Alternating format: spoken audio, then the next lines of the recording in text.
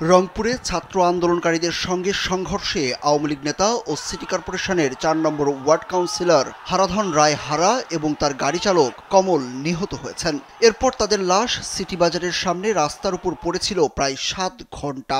পরে সন্ধ্যা ৭টার দিকে city mayor Mostafizur Rahman Mostafa ও অন্য কাউন্সিলররা গিয়ে লাশ উদ্ধার করে রংপুর মেডিকেল কলেজ হাসপাতাল মর্গে পাঠান। প্রত্যক্ষদর্শীরা জানিয়েছেন, রোববার দুপুর ১টার দিকে নগরীর পুষ্টির মোড়ে আওয়ামী লীগ ও তাদের অঙ্গ সংগঠনের নেতাকর্মীদের সঙ্গে দফায় দফায় সংঘর্ষ হয় আন্দোলনকারীদের। প্রথমে জাহাজ কোম্পানি মোড় ও পায়রা চত্বরে দুপক্ষের ধাওয়া পাল্টা দেওয়া হয়। এরপর পুষ্টির মোড়ে অবস্থান নেন আওয়ামী লীগ কর্মীরা। খামেরা তো দাগ হয় কিভাবে? এই যে ভাবি, দাগও যাবে রাগও যাবে, নিন চাকা সুপার হোয়াইট। জাহাজ কোম্পানি মিঠুর গলি আর সিটি বাজারে অবস্থান নিয়েছিলেন আন্দোলনকারীরা। ৩ দিকে সংঘর্ষ শুরু হলে হারাধনকে প্রথমে পিটিয়ে আহত করা হয়, পরে তাকে টেনে হিঁচড়ে আনা হয় পায়রা চত্বরে। ততক্ষণে আওয়ামী লীগ নেতাকর্মীরা পিছু হটে।